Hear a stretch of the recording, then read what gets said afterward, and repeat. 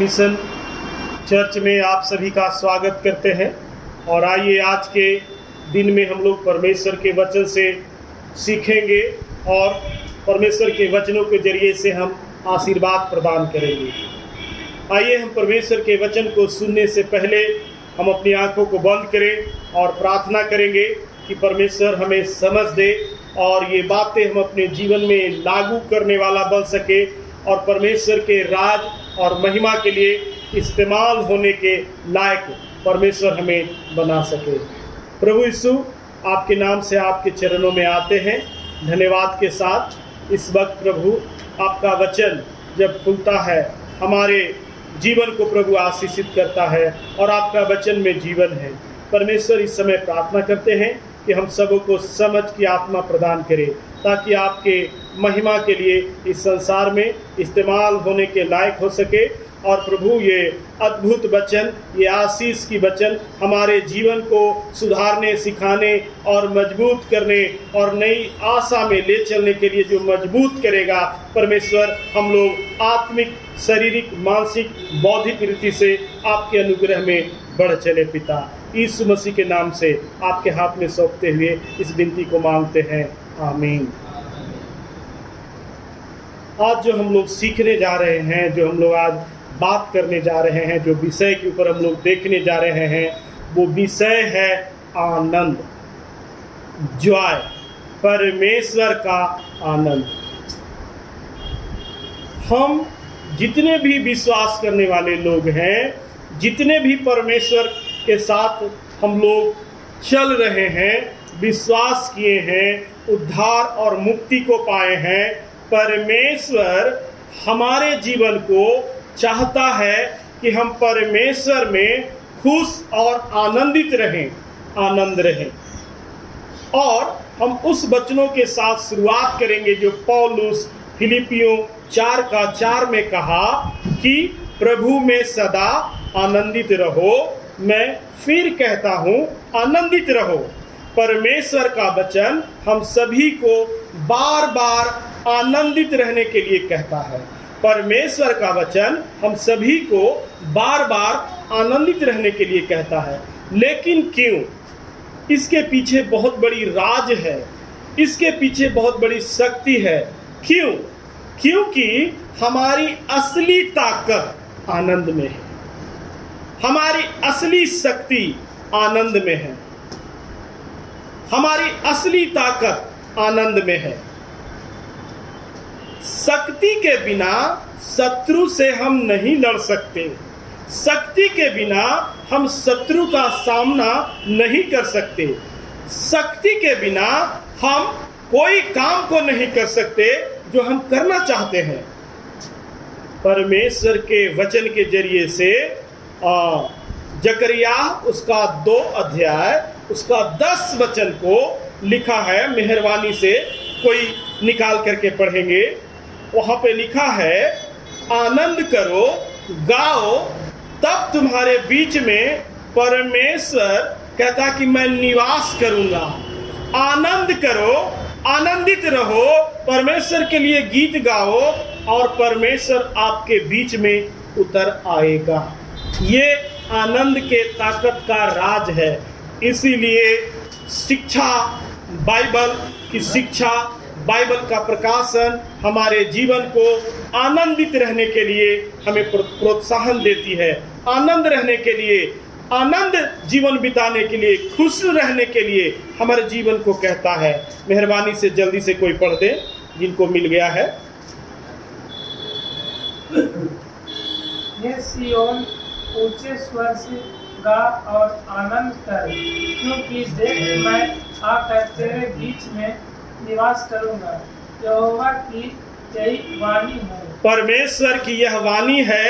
जब तुम आनंद से गाओगे, आनंद से परमेश्वर को पुकारोगे, आनंद से उसकी स्तुति करोगे, आनंद से उसकी महिमा करोगे, लिखा है मैं तुम्हारे बीच में निवास करूंगा, मैं तुम्हारे बीच में निवास करूंगा। सबो उपदेशक 5 अध्याय उसका 19 वचन को हम देखते हैं और उसी में 3 अध्याय और 12-13 वचन को मेहरबानी से निकालेंगे। वहां पे लिखा है आनंद एक वरदान है। आनंद परमेश्वर की ओर से हमारे जीवन के लिए एक वरदान है। वहां पे लिखा है 5:19 में, धन संपत्ति परमेश्वर का दिया हुआ आशीष है।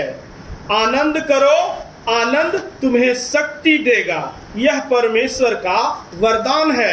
मेहरबानी से जल्द से पढ़ेंगे ऊंची शब्दों के साथ। वरन हर एक मनुष्य जिसे परमेश्वर ने धन संपत्ति दी हो और उनसे आनंद भोगने और उसमें से अपना भाग लेने और परिश्रम करते हुए आनंद करने की भी शक्ति दी है। परमेश्वर वो वरदान दिया है, आनंद एक वरदान है, और वो धन संपत्ति भी दिया है जो आनंद करने के लिए है, और ये आनंद परमेश्वर की ओर से है, और वो आनंद हमारे जीवन के लिए एक वरदान है। 3:12-13 सभोपदेशक। मैंने जान लिया है कि मनुष्यों के लिए आनंद करने और जीवन भर भलाई करने के सिवाय और कुछ भी अच्छा नहीं। हाँ। और यह भी परमेश्वर का दान है कि मनुष्य खाए पिए और अपने सब परिश्रम में सुखी रहे। यह परमेश्वर का वरदान है। मनुष्य का पूरा जीवन भलाई करना, दया करना, प्रेम करना, ये बातें हमको आनंदित रखती है। ये मनुष्य के जीवन का कार्य है, और यह कार्य, यह आनंद परमेश्वर की ओर से वरदान है हम सबके जीवन के लिए। हम उसी में नीति वचन 17 अध्याय उसका 22 वचन को देखेंगे। वहां पे लिखा है, मन का आनंद हमारा औषधि है। मन का आनंद हमारा औषधि है। मेडिसिन, अगर इसको हम विश्लेषण करें, अगर इसकी हम व्याख्या करें, तो यहाँ पे ये बातें कही गई है कि मन के दुखी होने से हड्डियां भी सूख जाती है। कोई पढ़ेंगे? मन का आनंद अच्छी औषधि है। मन का आनंद अच्छी औषधि है। वो मेडिसिन का काम करता है, वो दवा का काम करता है। इस बात को हम सभी को भली भांति सोचना होगा, हम भली भांति समझने की जरूरत है। Hallelujah, hallelujah. सो मन का आनंद अच्छी औषधि है, और मन के टूटने से हड्डियां भी सूख जाती है। अगर हड्डियां सूखने की बात करें तो हम देखते हैं कि मेडिकल से जुड़े हुए लोगों से ये जानकारी मिला है, और जहां तक कि मैं जानता हूं कि हड्डियां सूखना यानी भयानक बीमारी, कैंसर का रूप लेना, हड्डियां सूखना यानी भयानक बीमारी को पकड़ना है। इस बात को बहुत समझने की आवश्यकता है। आप समझ सकते हैं हम और आप की आनंद कितनी बड़ी चीज है। हमारे जीवन का आनंद कितना बड़ा शक्ति का काम करता है। हालेलुया। तो हम देख रहे थे कि आनंद जो है हमारे जीवन का अच्छा औषधि है, एक मेडिसिन है। हालेलुया। नीति वचन में 12:20 वचन को हम देखेंगे। वहां पे एक सकारात्मक सोच के विषय में लिखा है, आनंद के राज का विषय में लिखा है। जो वहां पे लिखा है कि मेल मिलाप और प्रेम और क्षमा में आनंद है। मेल मिलाप से रहना, एकता में रहना और प्रेम करना, एक दूसरे को क्षमा करना, इसमें आनंद है, और ये हमारी बड़ी शक्ति है। हालेलुया। ये हमारी बड़ी शक्ति है। कोई जन पढ़ेंगे? बुरी युक्ति करने वाले के मन में छल रहता है, परंतु मेल की युक्ति करने वालों को आनंद होता है। जो मेल के विषय में सोचता है और मेल मिलाप के विषय में सोचता है, उनके जीवन में आनंद रहता है, और वो आनंद एक व्यक्ति के जीवन जीने के लिए सबसे बड़ी ताकत है, सबसे बड़ी शक्ति है, और ये शक्ति उस परमेश्वर की ओर से मिलता है। हम देखते हैं कि 2 कुरिन्थियों उसका 12 अध्याय उसका 9 वचन में पौलुस इस प्रकार से लिखता है कि जब मैं निर्बल होता हूं तभी परमेश्वर की शक्ति हम पर छाया करती है, और इस निर्बलता पर मैं घमंड करूंगा, क्योंकि ये मेरे जीवन के आनंद का राज है। मेहरबानी से पढ़ेंगे। पर उसने मुझसे कहा, हाँ, मेरा अनुग्रह तेरे लिए बहुत है, क्योंकि मेरी सामर्थ्य निर्बलता से सिद्ध होती है। परमेश्वर की शक्ति निर्बलता में सिद्ध होती है। कहने का मतलब है पौलुस परमेश्वर के साथ चलते चलते और परमेश्वर के विश्वास योग्य रहने के द्वारा अपने जीवन में दुख के समय भी, कठिन परिस्थितियों के समय भी, बड़े सताव के समय भी परमेश्वर के आनंद के द्वारा अपने जीवन में शक्ति को वो पाया, परमेश्वर की उपस्थिति को पाया। वो हमारे और जीवन को उत्साहित करता है कि हमारा निर्बलता में भी हमारी निर्बलता में परमेश्वर हमारे साथ खड़ा होता है। और पढ़ेंगे पूरा। इसलिए मैं बड़े आनंद से अपनी निर्बलताओं पर घमंड करूंगा कि मसीह की सामर्थ मुझ पर छाया करते रहे।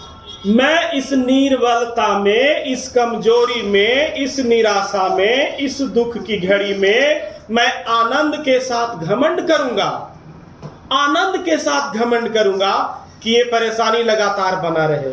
एक ऐसा विचार को प्रकट कर रहा है पौलुस, जो कि कहता है कि अगर ऐसी बात है तो लगातार मेरे साथ परिस्थितियां आती रहे, ताकि परमेश्वर की उपस्थिति हमेशा मेरे जीवन में बनी रहे। ये बहुत बड़ी बात है, इसको समझना। एक सकारात्मक सोच, एक आनंद की शक्ति जो हमें जीने के लिए ताकत और सामर्थ प्रदान करता है। पौलुस कहता है कि ये परेशानियां हमको सिद्ध करती है और मैं घमंड करूंगा, मैं उस आनंद से इस दुख के लिए घमंड करूंगा कि परमेश्वर की शक्ति, परमेश्वर की उपस्थिति मेरे जीवन के ऊपर छाया करे।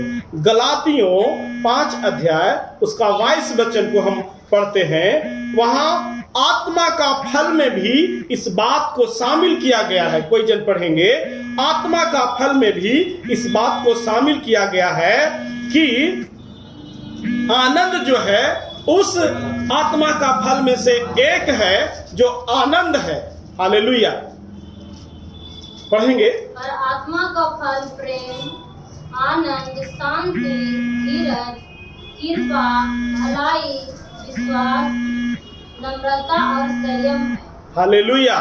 फर्स्ट चीज में रखा है प्रेम और उसके बाद में रखा है आनंद। इसके बारे में भी हम बात करेंगे कि परमेश्वर का अनुग्रह के द्वारा परमेश्वर ने जो हमारे जीवन को, हम पापी थे, हमको उद्धार किया, कोई योग्यता नहीं थी, हमारा चुनाव किया, और ये आनंद परमेश्वर का दिया हुआ हमारे जिंदगी में जीने का मकसद बन गया, जीने का कारण बन गया। और लिखा है कि उन वरदानों में से ये आनंद शब्द जो है, आनंदित रहना, उन वरदानों में से एक वरदान है जो पौलुस यहाँ भी गलातियों की कलीसिया को लिखता है। और वो कहता है कि आत्मा का फल आनंद में है, और आनंद शब्द को उस आत्मा के फल में शामिल किया गया है। अभी हम नहम्या 8 अध्याय उसका 10 वचन को देखेंगे। वहां पे लिखा है कि परमेश्वर का आनंद हमारा मजबूत गढ़ है। परमेश्वर का आनंद हमारा मजबूत गढ़ है। नहम्या 8 अध्याय और 10 वचन। गढ़ का मतलब होता है एक किला, गढ़ का मतलब होता है एक अड्डा, एक केंद्र, एक केंद्र बिंदु है। गढ़ का विश्लेषण है कि विशेष वस्तु, व्यक्ति का प्रभाव उसके ऊपर हो। गढ़ का मतलब है कि विजयी और जीत। नहम्या पढ़ेंगे 8 का 10। फिर उसने उनसे कहा, जाकर चिकना चिकना भोजन करो और मीठा मीठा रस पियो, और जिनके लिए कुछ तैयार नहीं हुआ उनके पास भोजन सामग्री भेजो। हाँ, क्योंकि आज का दिन हमारे प्रभु के लिए पवित्र है। और उदास मत रहो, क्योंकि यहोवा का आनंद तुम्हारा दृढ़ गढ़ है। ये परमेश्वर यहोवा का आनंद हमारा मजबूत गढ़ है, मजबूत ताकत है। आप समझ पा रहे हैं? जीवन में आनंद रहना, आनंदित रहना हमारे जीवन के लिए सबसे बड़ी शक्ति है, सबसे बड़ी ताकत है, जिसको बेहतर तरीके से हम सभी इंसान को समझने की ज़रूरत है। बाइबल में सिमसोन नाम का एक व्यक्ति है और न्यायों में इसकी घटना को हम पाते हैं कि शत्रु जो था, वो शत्रु इस सिमसोन के जीवन की शक्ति का राज जानने के लिए बहुत प्रयास किया, बंदी बनाने के लिए बहुत प्रयास किया और वो विफल रहा।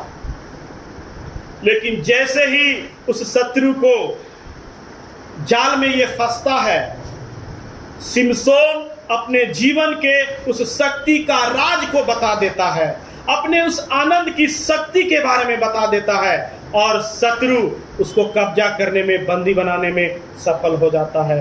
हमको और आपको याद रखने की जरूरत है, वो सिमसोन जो अकेला 1000 व्यक्तियों को मार दिया था, वो सिमसोन को राज जानने के बाद, आनंद के राज जानने के बाद, उसके शक्ति का राज जानने के बाद उसको शत्रु कब्जा में कर लेता है।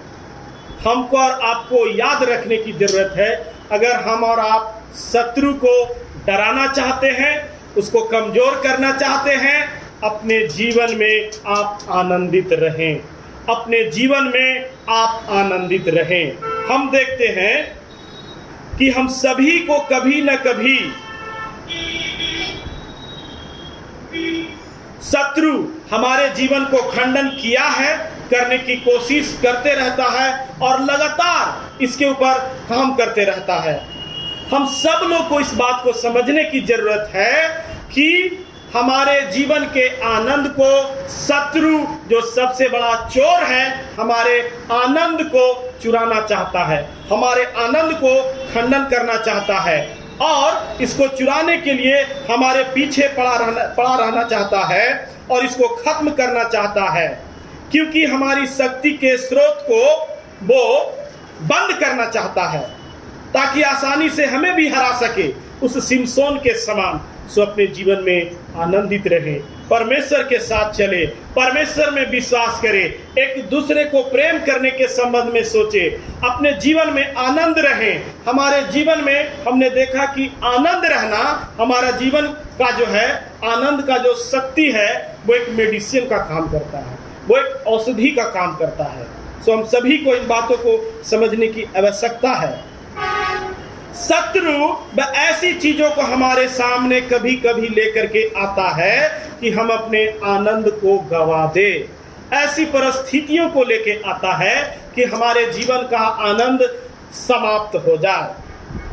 शत्रु निराशा, दुखी, कमजोर देखना चाहता है हमारे और आपके जीवन को, लेकिन हमको और आपको इस बात को समझने की जरूरत है, अगर हम शत्रु को कमजोर देखना चाहते हैं, वो तो हारा हुआ है, प्रभु ने उसको हारा है, परमेश्वर की ओर से गिराया गया है, वो गिरा हुआ है, उसके पास किसी भी प्रकार की शक्ति नहीं है, लेकिन फिर भी वो हमारे ही जीवन में घुस करके, हमारे ही गलतियों के चलते हमारे जीवन के आनंद को, हमारे जीवन के शक्ति को वो समाप्त करना चाहता है। हम 4 बातें को आपको बताना चाहते हैं जो हमारे जीवन को आनंदित रहने से रोकती है। वो 4 बातें, पहला बात है, लोगों को क्षमा न करना और प्रेम न करना हमारे जीवन को आनंद रहने नहीं देता है। कोई भी व्यक्ति क्यों ना हो, परमेश्वर से क्षमा मांगे, परमेश्वर के लिए उसको क्षमा करे और खुद से भी माफी मांगे। जो व्यक्ति एक दूसरे को माफ नहीं करता है, क्षमा नहीं करता है, प्रेम नहीं करता है, उनका जीवन उसको आनंद रहने नहीं देगा, बेचैन रहेगा। दूसरा चीज है चिंता। यीशु मसीह ने कहा, अपनी सारी चिंता मुझ पर डाल दो। तुम चिंता करके एक घड़ी, एक पल, एक अपने पके बाल को भी काला नहीं कर सकते हो। इसलिए दूसरा बात जो है वह है चिंता। आप चिंता ना करें। चिंता करने से बीमारियां उत्पन्न होगी, चिंता करने से समस्याओं का हल नहीं होगा और आपके जीवन को चिंता दुखी कर देगा, आपके आनंद को समाप्त कर देगा और आपके शक्ति को समाप्त कर देगा। नंबर 3, स्वार्थी होना। यह भी हमारे जीवन को आनंदित रहने नहीं देता है। स्वार्थी का मतलब है सिर्फ और सिर्फ अपने बारे में सोचना, सिर्फ और सिर्फ अपने फायदे के लिए सोचना। आजकल कलीसियाओं में भी ये बातें आ गई है और बाहर में भी ये बातें हो रही है, संसार में भी और कलीसियाओं के अंदर भी। हम परमेश्वर के पास अधिकतर लोगों को आते हुए इस बात को देखते हैं कि जैसे भी हो मेरा फायदा हो जाए, जैसे भी हो मेरा फायदा हो जाए, जैसे भी हो हमारी बीमारी ठीक हो जाए, जैसे भी हो हमें जॉब मिल जाए, जैसे भी हो हम जो मांग रहे हैं वो प्राप्त हो जाए। बाकी कलीसिया का पादरी और कलीसिया की जरूरतें, कलीसिया जहां कहीं रहे, पास्टर जो चाहे करे, पास्टर को ही सोचना है। ये स्वार्थीपन है जो हमारे जीवन को आनंदित रहने से रोकती है और कभी भी हमें आनंदित रहने नहीं देती है। चौथा जो बात है, अपने स्वास्थ्य के प्रति लापरवाह रहना, जो हमारे जीवन को आनंदित रहने नहीं देती है। कैसे स्वास्थ्य के प्रति लापरवाह रहते हैं? छोटी सी परेशानियों को हम नज़रअंदाज करते हैं। कैसे कभी कभी जो लोग परमेश्वर के वचन से सीखे हैं, सुने हैं भी और सही तरीके से उनको शिक्षा नहीं मिला है, सही तरीके से शिक्षा को ग्रहण नहीं करते हैं, तो उन बीमारी को के लिए दवा नहीं लेते हैं, डॉक्टर के पास नहीं जाते हैं और सोचते हैं कि सब परमेश्वर कर देगा, सब परमेश्वर कर देगा। ये हमारे स्वास्थ्य के प्रति बहुत खतरनाक जो है लापरवाह का काम करते हैं। हमारा समय से खाना, सीजनली में फल फ्रूट खाना और सबसे बेहतर जो है परमेश्वर के वचन से, परमेश्वर के मेज से प्रतिदिन खाना, परमेश्वर के वचन को सुनना और पढ़ना और समझना और लागू करना हमारे जीवन को एक अच्छा स्वास्थ्य के लिए। अगर हम स्वास्थ्य के प्रति लापरवाह हैं तो आपका जीवन आनंदित नहीं रह सकता है। आपका और आनंद का जो राज है वो आनंद के द्वारा हमारे जीवन को शक्ति प्राप्त करता है। तो ये 4 बातें हैं जो हमें आनंदित रहने नहीं देती है। अगला, पवित्र आत्मा की परिपूर्णता और आनंद दोनों साथ साथ चलते हैं। इसलिए पौलुस इस बात को कहता है कि मैं फिर कहता हूँ आनंदित रहो। इसलिए पौलुस बार बार इस बात को कहता है कि मैं फिर कहता हूं आनंदित रहो। यीशु मसीह भी बोले, मैं सच सच कहता हूं, जो मुझ पर विश्वास करता है वो मर भी जाए तो भी जिएगा। पौलुस की शब्द को और यीशु मसीह के शब्द को हम देखते हैं कि पौलुस भी उस शब्दों को जो यीशु मसीह ने कहा और उसको इस्तेमाल करता है। और ये पवित्र आत्मा से भरा हुआ व्यक्ति का चिन्ह है कि हर परिस्थितियों में दुख हो, सताव हो, गरीबी हो, भूखमरी हो, चाहे महामारी हो, वो आनंदित रहता है। और प्रभु का आनंद हमारी शक्ति है और सुरक्षा है। परमेश्वर का आनंद हमारे जीवन की सबसे बड़ी शक्ति है और उसके द्वारा हम सुरक्षित रह सकते हैं। शत्रु को कमजोर करना चाहते हैं तो आप आनंदित रहें। हम लास्ट 2-3 बातों को बोल करके समाप्त करेंगे। हम सभी को आनंद के प्रति बहुत गंभीर होना है।